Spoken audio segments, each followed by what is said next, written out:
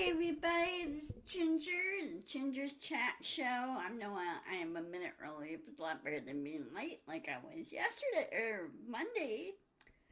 Monday I kind of overslept. I hope all is well. Well, um, hey Dorothy, good seeing you. How's the weather where you are? Hey Nancy. Um, Anyway, here we got rain this morning. And it's going to be doing this off and on, which we really badly need it.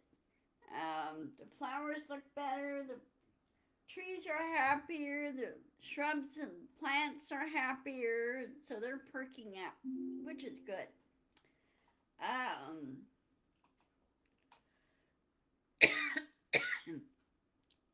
so, anyway, welcome.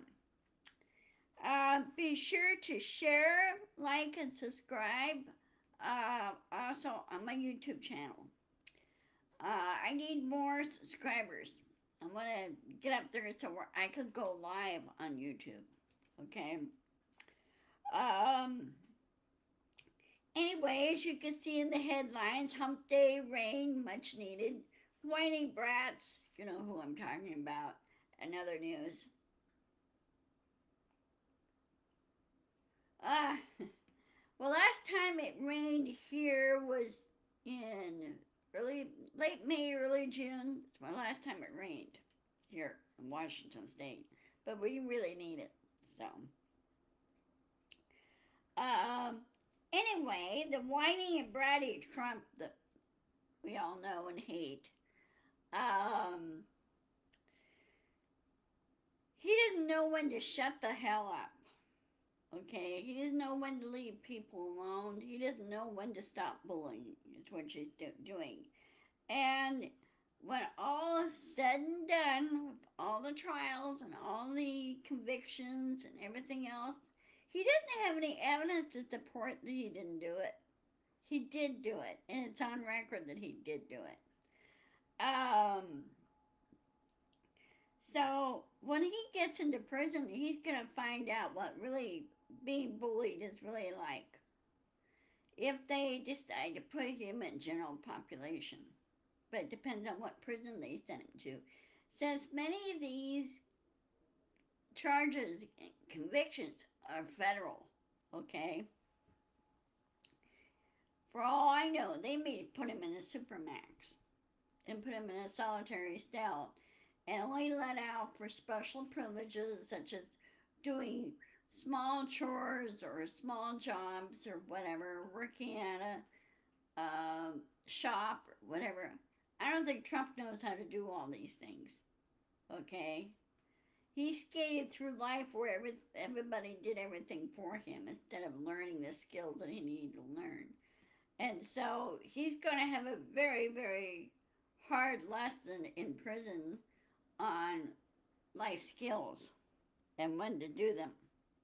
He's really going to have a very, very hard time about this. Oh, and another thing too that just came up, Jack Smith did a subpoena, well not subpoena, he did a search warrant on Trump's old Twitter account. He's got his Twitter account right now. And he's looking through all the evidence and really doubling down and really nailing down what's in there. Cross all the T's, I's, and, crossing the T's and dotting the I's, that type of thing. He's making sure everything is super airtight in all the cases that he's handling. Also, sooner or later, I'm sure the 11th Court of Appeals will probably remove Cannon. It sounded like to me she's listening to this other lawyer that's, a Trump thing. Yeah, exactly, Nancy. I bet he doesn't know how to sweep a broom. I bet he doesn't know how to vacuum.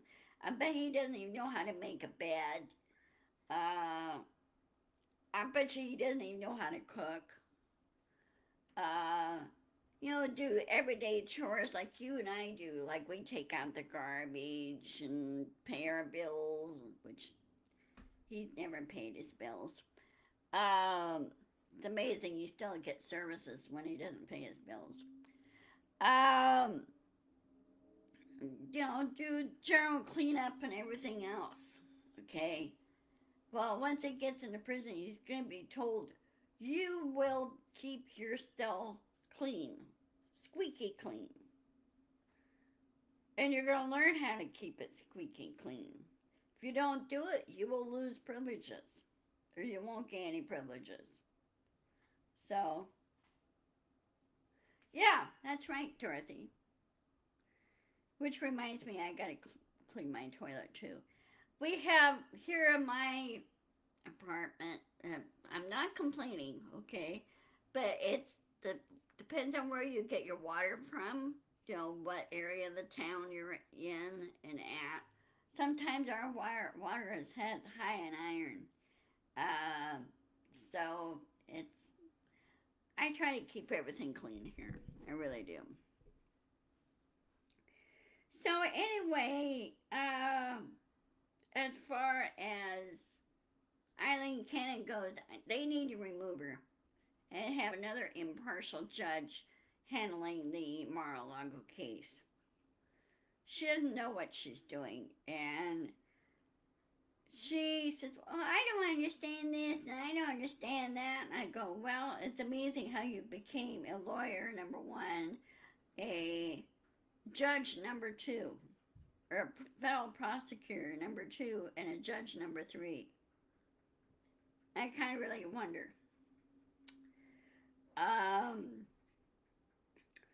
Now, talking about politics and things like that, and actions that people take, especially of the leaders of a state.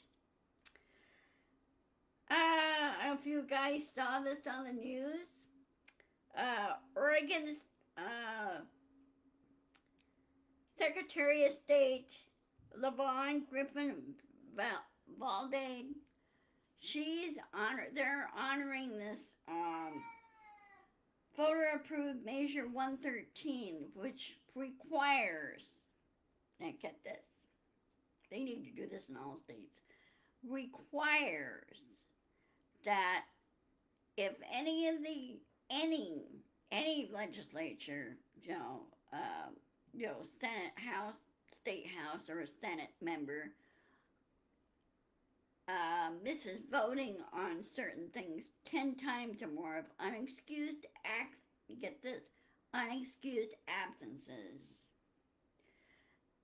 they won't be allowed to run for re-election. And guess what happened? The GOP in the Oregon legislature have been boycotting a lot of the, they're supposed to vote on a number of serious issues in Oregon. Well, they've been boycotting those votes. Well, the people had enough and said, you know what? This is what we're going to do. If they miss 10 or more unexcused, I'm stressing this, unexcused absences, they will not be allowed to run for re-election. They will be banned for running for office. This is in the state level, okay? The GOP got themselves in this pickle. And now they're whining and crying. You know how that goes. Sort of like he who should not be named. Anyway, she's barring them. There are 10 people in there, most of them on GOP, barring them from running for election. She will not put their name on the ballot. And this is voter approved, here's your 113. Well, the GOP said, well, we'll file a lawsuit on that and everything else. Well, I'll bet you 2-1 the judge is going to throw that lawsuit out because it's been approved and this has been signed by Governor Brown in Oregon. She was all for it. Everybody was all for it. Um, so now those in the GOP that are up for re-election, they cannot run for re-election for next year, for 2020-24. And you know what? I think this should be done in all 50 states. It says any legislature, any legislative member that misses 10 or more unexcused absences, in other words, they haven't received an excuse or, confirmation from the majority leader, Senate majority leader, and the House Speaker in each respective state, they haven't received any excuse on that, approved excuses. If there are approved excuses, that's one thing. But if there are 10 absences and they're unexcused, then they should not be allowed to run for office again. And also, I think the same thing should happen on the federal level. You know?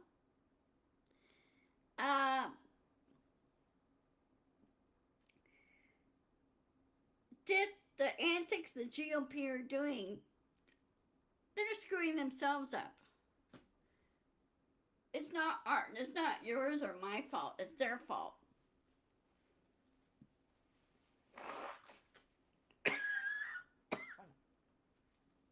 I'm sorry. I'm fighting allergies right now. Cottonwoods are blowing.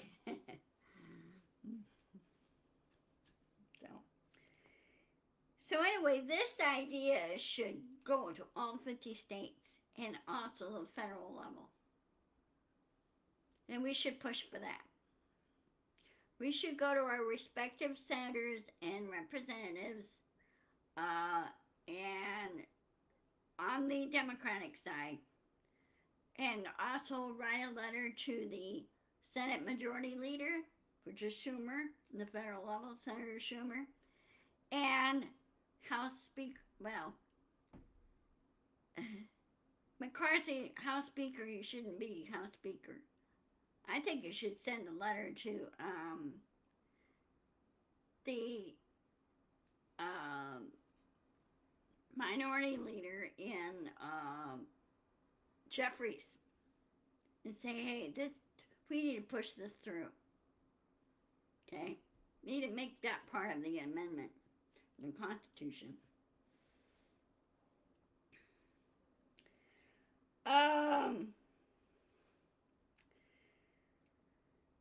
Now, what's happening right now, up in space, up in ISIS, Russia is performing their 60th spacewalk. They've just attached an adapter and a workstation on the European robot arm that they use occasionally to move stuff.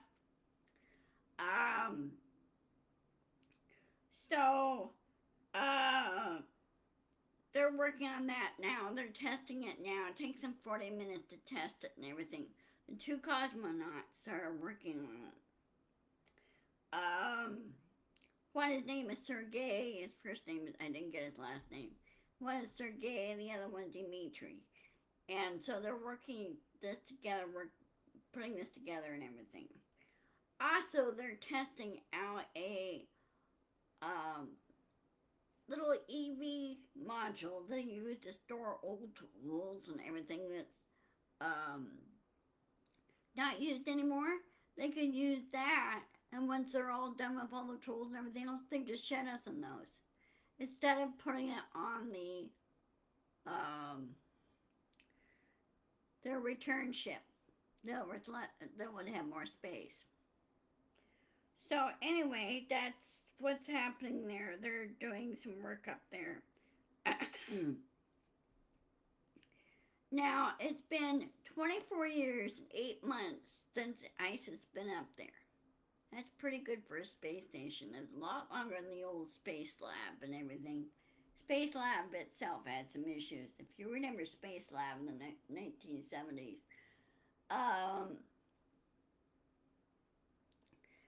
But in 2030, there's going to be 2 new space stations going up there, and ISIS will be retired. Everything will be cleaned out, cleared out, and then it will be deorbited and then burn up in orbit, uh, burn up through the atmosphere. Um, but they're still debating on keeping that. But right now, it's be another 5 years before the new space stations go up. There are going to be 2 space stations. One they're going to be using for commercial, and the other for scientific studies and everything. So they're still working on that. Still working on it. Though new space stations will be kind of a waypoint for those going to the moon, and then from the moon on to going on to Mars, which they said right now won't happen until 2035, but we don't know. They're still working on it. They're pushing forward on it. So, keeping an eye on my time here. Now, the interesting thing part, as I said before, good old Jack Smith, I really like him. He's doing such a wonderful job on putting he who shall not be named in his place, and other co-conspirators in their places.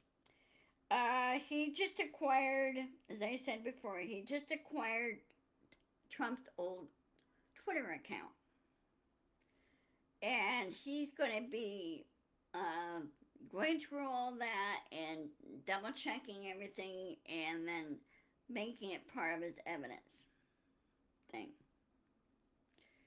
And if Trump said, "Oh, I didn't say all that, or I didn't write all that," and everything else, well, sorry to say, it's on that. And also, they're monitoring Trump on Truth Social, too. They're monitoring him. They're watching him, what he says. Okay? But I think now DOJ needs to muzzle Trump. Even though he says, well, we want to still keep his First Amendment rights of free speech. Well, I'm sorry. It's about time to muzzle the guy. It really is. He's threatening people. He's important people. He's threatening anybody that crosses him, he'll threaten. And you know what? They need to muzzle him. Literally muzzle him. Slap him put him in solitary, in jail, until the trials occur, and muzzle him there, so nobody can hear him. Okay? And people think I'm being hard-nosed about it. Well, you know what? Bullies like him need to be put in their place. They really do. You run across people that have no moral compass, have no self-awareness of what they do. They don't seem to agree, or, let's see, no. They don't seem to have empathy or whatever, or selfish, and they hold selfishness and everything else. That's Trump. I've known some people that are like Trump. And one of them happens to be my own family members. And I'm not going to say who, but one of them happens to be my own family members. On my not my current side, but my immediate side. One of my cousins. Which I have not heard from for 15, 20 years. So anyway, there's people like that, and I'm sure there's some people like that in your family that's very selfish, narcissistic and selfish. And I don't like them. Okay? I know it's hard on families when they have a member that's like that. And And the parents would think, well, how can I raise a child that's like that? Okay. Now, I remember hearing stories growing up that my grandmother, my maternal grandmother, she would not allow her children to have any narcissistic attitudes. She wouldn't have it. She wants them all to love and support each other. Well, one son was a maverick on that. He was somewhat narcissistic. Um, he was somewhat very selfish. I never liked him. Okay. One other uncle I really liked was one of my mom's older brothers, and um, he says, I can't really stand my brother. I go, yeah, I know. I know Uncle Weston. I said, I don't like him either. You're not alone. So he was glad there was one other family member that says, yeah. But anyway, whether it's blood or not, and we know there's good people out there, accept them for they are, and move on. Now, there's one other thing I want to talk about. I saw on the news that really teased me off. This is over in Massachusetts, in their Department of Children and Families. They did not want to foster out children to Catholics. Does that ring a bell? Discrimination against Catholics that happened in 1800s and everything else. You know what? DCF should not really care about the religious part. They should keep their little noses out of it and be happy the kids are in good homes. Here in Washington State, we don't discriminate against anybody religious-wise or anything else. That doesn't happen here. The kids are fostered out and adopted out, and as long as they're safe, well-fed, well-cared for, really, what do they really care about the religious part? Massachusetts needs to have their heads slapped. You don't discriminate against Catholic families. And, so, because they said, well, the child may be LGBTQ, we know what your stance is on that. And the parents go, so, we're not going to change anything on the child. As long as they're happy, as long as they're well cared for and everything else, and so what, we're Catholic. So really, what is your problem? And so now I think parents as a whole in Massachusetts need to really give their DCF a big kick in the butt. And also I think they need to get a hold of the governor there and say, hey, and their state legislature and say, look, you don't discriminate. And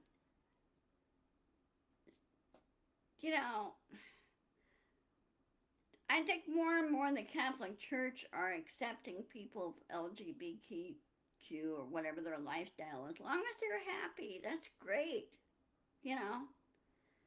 Why should religion be combined in it? Really? Well, right now, okay, for example, I know some of you may be Methodists. If you're not aware of it, the United Methodist Church is splitting up. They've gotten into some big trouble in a number of things. And so, their head honcho is now kicking out churches that have women pastors. What's wrong with having a women pastor? Really? What's wrong with that? Okay? Years ago in history in my church, I go to a little church on the prairie here. It's a Presbyterian church. We had an associate, a pastor who was a woman. Okay? She took over for her husband who had passed away. And so she took over as a associate pastor, and she did a wonderful job. So really, what difference does it make as long as you have somebody leading the church? Any kind of church, any kind of denomination, you know. So anyway, oh, another thing too, there's a possibility of an indictment next week by Fannie Williams and the Fulton County, Georgia,